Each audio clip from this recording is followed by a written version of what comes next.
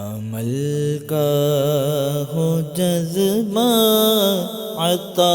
یا الہی، عمل کا۔ حضرت قتادہ رحمہ اللہ یہ وہ عالم دین تھے کہ جو پیدائشی نابینا تھے،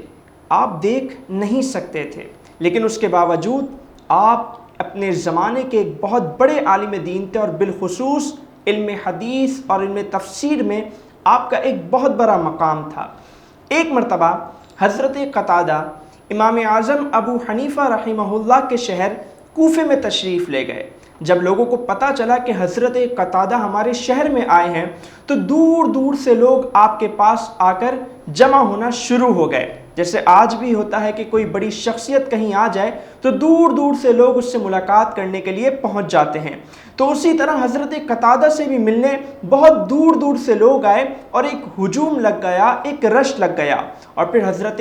قتادہ رحمہ اللہ نے خطاب کرنا شروع کیا، اور آپ خطاب کے دوران آپ نے یہ فرمایا، سلو اما شئتم، یعنی تم مجھ سے جس چیز کے بارے میں چاہے سوال کرو، جس چیز کے بارے میں چاہے پوچھو۔ لیکن لوگ آپ کے روب و دبدبے سے جو ہے وہ دبے ہوئے تھے، اور کسی کو آپ سے سوال کرنے کی ہمت نہیں ہوئی۔ لیکن جب آپ اپنے خطاب میں بار بار یہ کہتے رہے کہ سلو اما شئتم، سلو اما شئتم، یعنی جس چیز کے بارے میں تم چاہو مجھ سے پوچھو، جس چیز کے بارے میں چاہو تم مجھ سے سوال کرو، تو ہمارے امام اعظم ابو حنیفہ رحمہ اللہ آگے بڑھے، اور انہوں نے حضرت قتادہ سے ایک سوال کیا، اور وہ سوال کیا تھا کہ امام اعظم رحمہ اللہ نے پوچھا کہ آپ مجھے یہ بتائیں کہ اللہ تعالیٰ نے قرآن پاک میں حضرت سلیمان علیہ السلام کے واقعے میں جس چونٹی کا ذکر کیا ہے وہ چونٹی مذکر ہے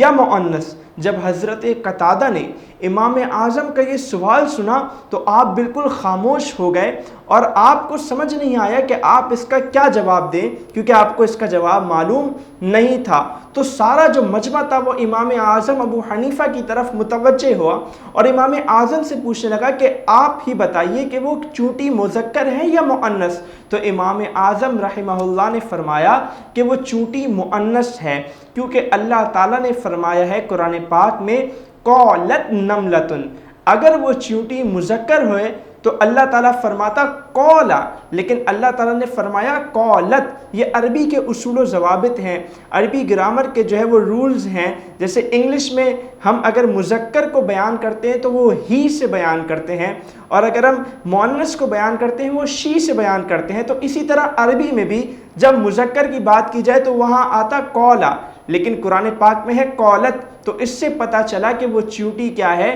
مؤنث ہے۔ جب حضرت قتادہ نے امام اعظم سے اس سوال کا جواب سنا تو وہ حیران ہو گئے، اور امام اعظم کی قرآن فہمی پر داد دینے لگے۔ میرے محترم دوستو، اس واقعے سے، اس حکایت سے ہمیں کیا سبق ملتا ہے؟ اس حکایت سے ہمیں سبق یہ ملتا ہے کہ اگر ہمارے پاس کوئی نعمت ہے، چاہے وہ علم کی نعمت ہو یا کسی اور چیز کی نعمت ہو، تو ہمیں اس پر بہت زیادہ فخر نہیں کرنا چاہیے، کیونکہ اللہ تعالیٰ نے قرآن پاک میں ارشاد فرمایا ہے وَفَوْقَ كُلِّ ذِي عِلْمٍ عَلِيمٍ، کہ ہر علم والے کے اوپر ایک علم والا ہے۔ لہٰذا اگر ہم سمجھتے ہیں کہ ہمارے پاس بہت زیادہ علم ہے، تب بھی ہمیں اپنے اس علم پر بہت زیادہ فخر نہیں کرنا چاہیے، اور اس علم کی بنیاد پر کوئی بہت بڑا بول بھی نہیں بولنا چاہیے۔ بالکل اسی طرح اگر ہمارے پاس کوئی اور نعمت ہے، مال و دولت ہے، یا کسی اور طرح کا ہمارے پاس کوئی کمال ہے، کسی اور طرح کی ہمارے پاس کوئی اسکلز ہے، تو ہمیں اس پر بھی غور کرنا چاہیے، اور اس پر بھی بہت زیادہ فخر نہیں کرنا چاہیے، کیونکہ اللہ تعالیٰ نے فرمایا ہے فضل اللہ بعضهم علی بعض، کہ اللہ نے بعض لوگوں کو بعض لوگوں پر فضیلت دی۔ لہٰذا ہمیں یہ سمجھنا چاہیے کہ اگر ہمارے پاس کوئی نعمت ہے، اگر ہمارے پاس کوئی کمال ہے، تو یقیناً ہم سے بھی کوئی بڑا آدمی ہوگا جس کے پاس ہم سے زیادہ یہ نعمت ہوگی، ہم سے زیادہ وہ اس پر جو ہے کمال رکھتا ہوگا۔ تو ہمیں بڑے بول سے ہمیشہ بچنا چاہیے، کیونکہ بڑا بول بعض اوقات نادانی اور شرمندگی کا باعث بنتا ہے۔ کسی نے کیا خوبصورت بات کہی کہ حباب بحر کو دیکھو کہ کیسا سر اٹھاتا ہے، اور تکبر وہ بری شے ہے کہ فوراً ٹوٹ جاتا ہے۔ علم کا ایسا جذبہ سلامت رہے. دیکھتے رہیے آپ کا اپنا میم ٹی وی.